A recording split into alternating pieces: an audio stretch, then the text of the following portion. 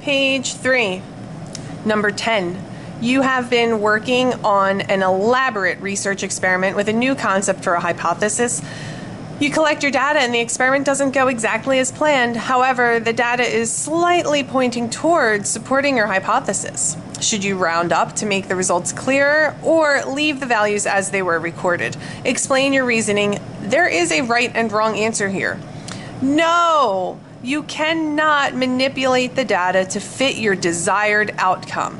That's unethical. Plain and simple. There's going to be times when you're conducting an experiment and you expect one thing to happen, but then it doesn't happen, but you've just got to roll with it. Your data is your data.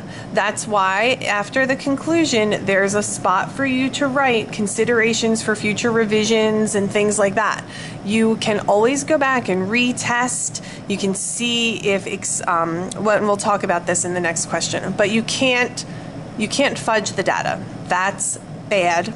It's unethical, and that's not how science works. You'll get a really bad reputation if you're a person who, it's like cheating. You'll get a really bad reputation if you're a scientist who cheats on their data.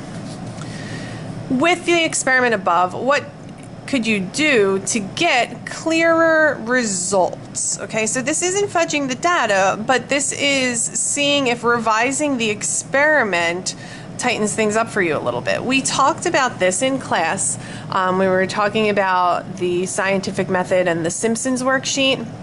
But things that you can do to revise your experiment are expand the sample size. If you were only doing your experiment on 5 people, maybe you need to expand your experiment to 50 people and see if you get different data.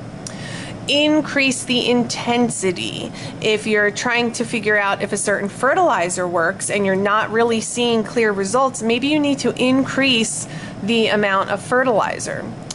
And then increase the duration. If you are seeing if a fertilizer works and you only checked back after 3 days, maybe you need to check back after 30 days. So increasing your sample size, increasing the intensity, and increasing duration are all ways to revise your experiment to make your results a little bit more valid or to see if you get a different outcome. You might need to make adjustments to your experiment. Number 12 is the characteristics of living organisms. I did this on a separate page because I wrote them out in pretty clear detail. All living things are made up of cells. Cells are the smallest unit of structure and function in living things. The 2 types of cells are prokaryotic cells and eukaryotic cells. Prokaryotic cells include the bacteria, which are archaea bacteria and eubacteria. They don't have a nucleus, they don't have organelles. And eukaryotic cells include all the other kingdoms, kingdom Protista, fungi, plants, and animals. These have a nucleus, these have organelles. All living things reproduce, make more of their own kind. All living things grow and develop. Remember, growth refers to size. Development refers to more complex changes like metamorphosis or adolescence. All living things respond to stimuli. So some stimuli, like things that are obvious to us, are like when you pull your hand away from something hot, like a reflex. But there's phototropism, which is plants leaning towards the sun. Chemotropism, which is unicellular organisms moving towards the chemicals that they sense in the water when food is present. So all living things respond to stimuli. All living things use or acquire energy and use it for metabolic processes. So all of the energy for our planet comes from the sun.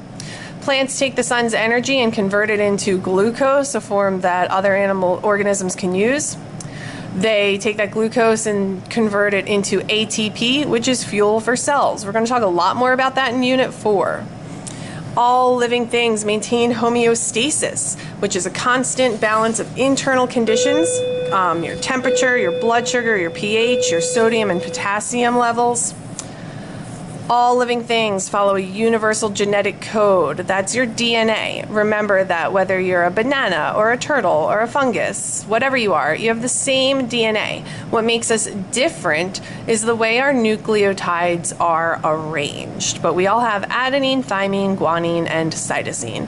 And finally, all living things change over time or adapt to their environment. I'm going to stop here and continue in another video.